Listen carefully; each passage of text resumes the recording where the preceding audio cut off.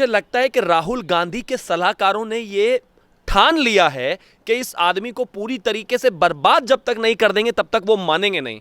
मुझे लगता है कि आज सुबह जब आपने उनका हेयर स्टाइल देखा होगा, जैसे ही वो सुबह सोकर उठे होंगे, कुछ लोग उनके पास पहुंचे होंगे और कहा होगा कि ये देखिए जी 2 करोड़ का ज्ञापन लेकर जाते हैं राष्ट्रपति जी के पास। अब इसका फाउंडेशन क्या है, बेस क्या है, आपने कैसे 2 करोड़ किसानों से रीच किया, कैसे 2 करोड़ किसानों तक आप पहुंचे, क्योंकि आप कहीं नजर नहीं आए, आप कहीं ऑनलाइन नजर नहीं आए, आपने कोई प्रोग्राम लॉन्च नहीं कोई किया, कोई इवेंट लॉन्च नहीं किया, आप किसानों के पास नहीं गए, आप गांव में नहीं गए, मतलब हर चीज में फर्जीवाड़ा। और ये कौन से किसान हैं? ये वो वाले किसान तो नहीं जो रॉबर्ट वाड्रा जीजा जी के फार्म हाउस में और फार्म में काम करते हैं, क्योंकि वो तो इस देश के सबसे बड़े किसान है ना। या फिर ऐसे किसान तो नहीं जो वो 2.5 करोड़ रुपए की जो है फूल गोभी उगा लेते थे फूलदान में, चिदम्बरम जी जैसे, या कोई और तरीके के नए किसान हैं। क्योंकि इस देश के किसानों के पास तो कांग्रेस नहीं गई है, इतना तय है। इस देश के किसानों के पास तो राहुल गांधी नहीं गए हैं, इस देश के किसानों के पास तो गुलाम नबी आजाद नहीं गए हैं। अगर 2 करोड़ सिग्नेचर्स आप लाए हैं तो कहां से लाए हैं, कैसे लाए हैं, प्रोसेस क्या है? कल मैं भी कह सकता हूं कि जी मेरे पास अभी नीचे आप चलना, मैं दिखाऊंगा आपको 120 करोड़ लोगों के सिग्नेचर हुए रखे हुए हैं। बेसिस क्या है इसका?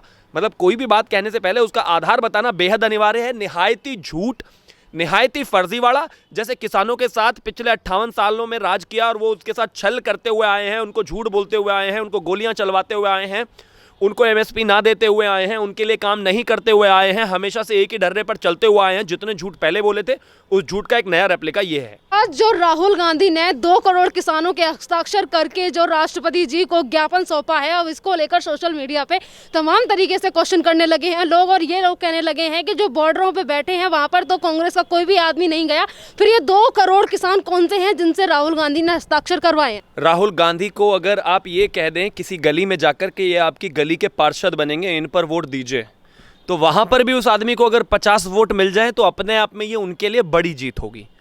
तो इस देश में 2 करोड़ किसान वैसे शायद सिग्नेचर कर रहे हैं ना करें, लेकिन राहुल गांधी के लिए अगर बात आएगी तो मुझे लगता है कि अगर इतना कुछ होता तो वो इस देश के प्रधानमंत्री नहीं बन जाते, सबसे युवा प्रधानमंत्री।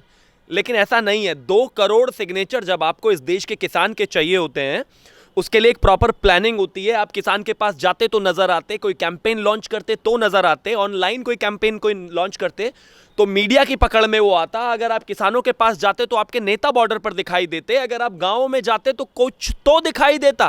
सर, यहाँ पर राहुल गांधी ने जैसे ही उन्होंने ज्ञापन सौंपा उसके बाद आकर उन्होंने ये भी कहा कि ये जो कानून लाई है मोदी सरकार, कृषि कानून, ये किसान इससे खुश नहीं है और इस कानून को वापस लें क्योंकि इसकी वजह से काफी सारे किसान अपनी जान दे रहे हैं। देखिए, इंपॉर्टेंट चीज़ ये है कि सबसे बड़ी बात उन्होंने बोला, वो ये वन साइडेड बोल रहे थे, एक तरफ की कॉन्वर्सेशन हो रही थी।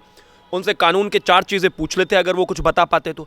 कानून उन्होंने पढ़ा हो तो एक बात है, अभी मुझे लगता है रिसेंटली हाल फिलहाल ही कहीं से घूम कर आए हैं शायद, तो 2-4 दिन एक्टिव रहेंगे, 2-4 दिन बाद फिर कहीं बैंकॉक वगैरह चले जाएंगे। उनको बहुत ज़्यादा सीरियसली लिया जाए वैसा नहीं होना चाहिए। इस देश का भविष्य स्वर्णिम है, उस देश के स्वर्णिम भविष्य का नेता राहुल गांधी तो नहीं होना चाहिए कम से कम।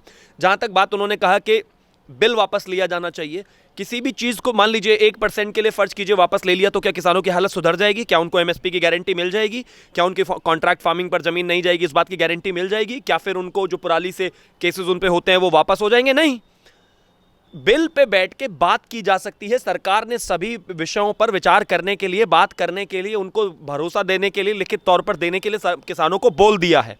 यस और नो में कॉन्वर्सेशन अगर होगी तो वो कभी कॉन्वर्सेशन हो ही नहीं सकती। एक डेमोक्रेटिक कंट्री में इस तरह की चीज़ें तो बिल्कुल सपोर्ट नहीं करनी चाहिए। लेकिन मैं राहुल गांधी से कोई बहुत ज़्यादा उम्मीद करता भी नहीं हूं, क्योंकि वो इस देश के टुकड़े टुकड़े गैंग के साथ थे। इस देश के देशद्रोह का केस चल रहा है, कन्हैया कुमार, वो उसके साथ थे। इस देश में सर्जिकल स्ट्राइक पर सबूत मांगने वालों के साथ थे। इस देश में जितने भी ऐसे कांड हुए हैं जो देश के खिलाफ थे, उन सब के साथ राहुल गांधी थे। तो इसमें भी कोई दो राय नहीं है कि आज अगर इस देश के किसानों पर कोई बात हो रही है, इस देश के किसानों के भले के लिए कोई चीज़ें लाई जा रही हैं, तो बेहतर होता वो ये कहते कि संवाद किया जाए, बेहतर होता वो ये कहते कि भाई इस कानून में फला जगह पर, फला पॉइंट पर ये कमी है। बात करने लायक बात थी। लेकिन आप इस तरह की बातें करने लगे कि इसको वापस लिया जाना चाहिए बिना किसी आधार के, तो मुझे लगता है वो अपना उनका कहीं ना कहीं बचकाना एक बिहेवियर ही नज़र आता है। बहुत ज़्यादा ज़रूरी ये है कि सरकार ने मॉरलेस सभी मांगों को मान लिया है। राजनीति करना चाहती है कांग्रेस अब इस पर, क्योंकि उनको पता है कि कहीं ना कहीं इलेक्शंस हैं पंजाब में, इसके अलावा और भी तमाम जगहों पर इलेक्शंस हैं, तो वो किसानों का हितैषी बनना चाहते हैं। गेहूं की एमएसपी 1966 में कानून लागू हुआ था। एमएसपी का कानून नहीं, एक संवैधानिक फैसला। 1966 के बाद से 2020 तक, आज तक आते आते इस देश को गेहूं पर खास तौर पर अगर एमएसपी मिली वो 1300 रुपये मिली। और 2020 तक आते आते मात्र 6 साल में वो 1925 रुपये हो गई। एक चीज़ बताइए, 6 साल में 600 रुपये इस सरकार ने बढ़ाए और 56 साल में 1966 के बाद से 20 तक आप मात्र 1300 रुपये की एमएसपी इस देश को दे पाए, इस देश के किसानों को। किसको बेवकूफ़ बना रहे हैं आप? राजस्थान में आप ढंग से एमएसपी लोगों को, किसानों को जो है वो दे नहीं पाते। मध्य प्रदेश में आपने जो हाल किए हुए थे वो सब आपके सामने हैं। केरला में आप सांसद हैं, वायनाड से आप सांसद हैं, वायनाड में एपीएमसी मंडियां है ही नहीं।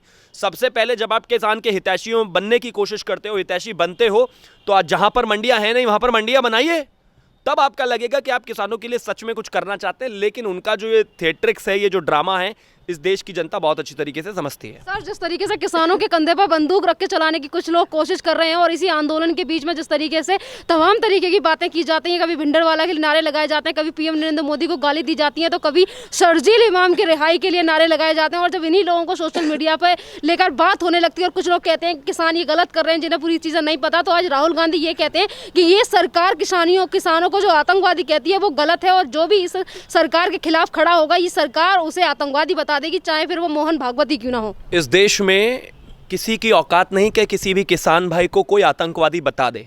सरकार भी इस काम को बिल्कुल नहीं करेगी। ये सरकार किसान ही लेकर आए हैं, किसानों ने ही बनाई है। लेकिन किसानों के बीच में बैठकर अगर कोई खालिस्तान जिंदाबाद के नारे लगाएगा तो उसको खालिस्तानी बोला जाएगा। अगर आप इस देश की में जनता के बीच में खड़े होकर हिंदुओं की बहन बेटियों को गालियां दोगे तो आपको क्रिटिसाइज किया जाएगा, आपके बारे में बात की जाएगी। अगर आप इस देश के खिलाफ एंटी इंडिया नारे लगाओगे तो इस देश के गद्दार कहलाओगे। किसानों को नहीं कह रहे हैं, लेकिन जिसने लगाए हैं उनको कहा जा रहा है। और ये एक सच्चाई है कि नारे लगे हैं। भाई, सरकार ने अपने आप से तो कहीं कुछ किया नहीं। नारे लगे तभी तो अखबारों में, तभी तो वीडियोस पे हैं। वरवरा राव के से लेकर और शर्जिल इमाम तक को छुड़ाने के पोस्टर्स कटआउट दिखे तभी तो वो मीडिया में हैं। गाली दी गई इस देश को तभी तो वो मीडिया में है। बाकायदा उनका जो सिंगर है उसने खुले तौर पर कहा कि भिंडरावाला इस देश में आतंकवादी नहीं थे, तो तभी तो ये मीडिया में है। अरे आप सब लोगों ने ये बोला है, आप सब लोगों ने दिखाया है, आप सब लोगों ने ये बताया है। अब जनता के बीच में है तो जनता तय कर रही है। किसानों को कोई गलत नहीं कह रहा है, लेकिन किसानों की आड़ में आकर अगर कोई भी इस तरह के काम करेगा और किसान वहां पर देखकर उसको सुनते रहेंगे तो ये अपने आप में गलत है। वैसा बिल्कुल नहीं होना चाहिए। और यहाँ पर राहुल गांधी आपको भी पता होगा सर, जिस तरीके से विदाउट परमिशन के आज प्रियंका वाड्रा पैदल मार्च निकालने की कोशिश करती हैं और जब पुलिस उन्हें रोक लेती है, हिरासत में ले लेती है, तो उसके बाद राहुल गांधी ये कहते हैं कि इस देश में लोकतंत्र शुरुआत से ही खतरे में है। मतलब हमेशा इन लोगों को लोकतंत्र ही क्यों खतरे में नजर आता है? 66 में इस देश में गौ सेवकों पर गोलियां चलवा दी, चारों तरफ से घेर के, लोकतंत्र खतरे में नहीं आया। 84 में हजारों सिखों को घेर कर मरवा दिया, टायर डाल डालकर गले में, लोकतंत्र खतरे में नहीं आया। अयोध्या के आंदोलन के समय में जिस तरह से गोलियां मुलायम सिंह ने चलवाई, वो उनका एडेड भरा हुआ था, वहां पे हजारों कार सेवकों को मरवा दिया, लोकतंत्र तब खतरे में नहीं आया। लाखों कश्मीरी पंडितों को मरवा दिया इसी देश में और उनको अपना घर छोड़ने पर मजबूर कर दिया, लोकतंत्र तब खतरे में नहीं आया। इसी देश में तमाम तरह की चीजें हुई, तब कभी लोकतंत्र खतरे में नहीं आया। आज सरकार वार्तालाप करना चाहती है, बात करना चाहती है, कम्युनिकेट करना चाहती है किसानों से, तो लोकतंत्र खतरे में है। और एक और चीज बताइए, वेस्ट बंगाल में रोजाना लोग मर रहे हैं, वहां भी लोकतंत्र खतरे में नहीं आ रहा। लोकतंत्र खतरे में तब आता है जब सरकार बात करने की बात करती है। ये कैसी एकदम दोगली राजनीति है, अपने आप में इस चीज़ को समझना चाहिए कि हम तो खुद लोकतांत्रिक तरीके से कहते हैं कि बात करिए। आप मुझे एक चीज़ बताइए, मैं आपसे बात कर रहा हूं तभी तो कम्युनिकेशन हो पा रही है ना। आप मुझसे सवाल पूछो और मैं नो या यस का प्लाकार्ड लेकर यहां पर खड़ा हो जाऊं तो क्या इंटरव्यू कर पाओगे? आप नहीं कर पाएंगे। राहुल गांधी के सामने भी अगर पत्रकार खड़े हैं, वो उनसे सवाल पूछ रहे हैं, तभी तो वो जवाब दे पा रहे हैं ना। अगर राहुल गांधी यस और नो का वो लेकर खड़े हो जाएंगे तो वहां भी कम्युनिकेशन नहीं हो सकती, बात नहीं हो सकती। यहां पर इंपॉर्टेंट है बात होना। किसी भी डेमोक्रेटिक स्ट्रक्चर में, किसी भी देश में सबसे ज्यादा जरूरी है वार्तालाप, सबसे ज्यादा जरूरी है डिस्कोर्स। सबसे अग्रीमेंट डिसएग्रीमेंट हो सकते हैं, मैं इस बात से सहमत हूं नहीं हूं, वो एक अलग चीज है, लेकिन सबसे ज्यादा जरूरी है बात हो। अगर सरकार इतना लचीला रुख दिखाकर आगे आई है, सारी चीज़ों पर लिख कर देने के लिए तैयार है, बात करने के लिए तैयार है, तो किसानों को भी आगे आना चाहिए। क्योंकि इस तरह से या तो बॉर्डर पर बैठ के, बॉर्डर पर जाम करके तमाम चीज़ें करने के बाद आज इतने लोग जो लेह लद्दाख में इस देश के सैनिक अपनी जान गंवा रहे हैं, जो वहाँ पर खड़े हैं, -40 डिग्री में काम कर रहे हैं, देश की सेवा कर रहे हैं, उनके लिए जो यहाँ से जितना रसद निकल कर जाती है, जितना खाना पीने का सामान और तमाम चीज़ें जाती हैं, वो नहीं जा पा रही हैं। उसका जिम्मेदार कौन है? बॉर्डर आप रोक कर बैठे, कैसे जाएगा वहां पर? इसकी भी तो जिम्मेदारी तय करनी पड़ेगी ना आपको। मैं मानता हूं किसानों के साथ ये पूरा देश है, लेकिन जो बाकी चीज़ें हैं वो भी तो चलती रहनी चाहिए ना। दिल्ली में 10,000 15,000 रुपए का व्यक्ति जो नौकरी करता है उसकी भी तो जिम्मेदारी इस देश की है। हरियाणा से जो दिल्ली आता है 15-20 हज़ार रुपए की नौकरी करने वाला बच्चा, उसकी भी तो जिम्मेदारी सरकार की है। उसके भी तो उतने ही अधिकार हैं। उसके घर के आगे सड़क पर बैठ जाओगे और वो कहीं जा नहीं पाएगा तो उसकी जिम्मेदारी कौन है? सरकार की जिम्मेदारी सभी की है। सरकार हर किसी से बात करने के लिए तैयार है, लगातार कोशिश की गई है, लेकिन यहां पर कहीं ना कहीं थोड़ा सा बड़ा दिल किसानों को भी करके दिखाना चाहिए, जो कि वो मुझे पूरी उम्मीद है कि दिखाएंगे। और ये गतिरोध टूटेगा, क्योंकि जिस तरह से ये चुनावी गिद्ध हैं, जिस तरह से राजनीतिक गिद्ध हैं, इस पर राजनीति करना चाहते हैं। कभी 2 करोड़ फर्जी साइन लेकर जाते हैं राष्ट्रपति के पास, कभी सीताराम येचुरी जो केरला से ही आते हैं वो लेकर जाते हैं एक ज्ञापन और राष्ट्रपति को देते हैं, जिनके अपने ही होम में और उनकी खुद की सरकारों में, वामपंथ की सरकार में ही वहाँ पर एपीएमसी मंडियाँ नहीं है। तो ये हिपोक्रेसी, ये डबल स्टैंडर्ड्स इस देश में नहीं चलेंगे। इससे किसान को भी बचकर रहना चाहिए और इनसे दूरी बनाते रहने की बेहद ज़रूरत है, क्योंकि चुनावी राजनीति अलग है, किसानों के अपने मुद्दे अलग हैं। कहीं ना कहीं किसानों के जो मुद्दे हैं उनको ज़रूर सॉल्व होना चाहिए, वो ज़रूर बेहतर सिचुएशन में आने चाहिए, लेकिन उसके लिए भी सरकार से बात हो और चीज़ें आगे बढ़े, तभी कहीं ना कहीं सोल्यूशन संभव है। धन्यवाद सर।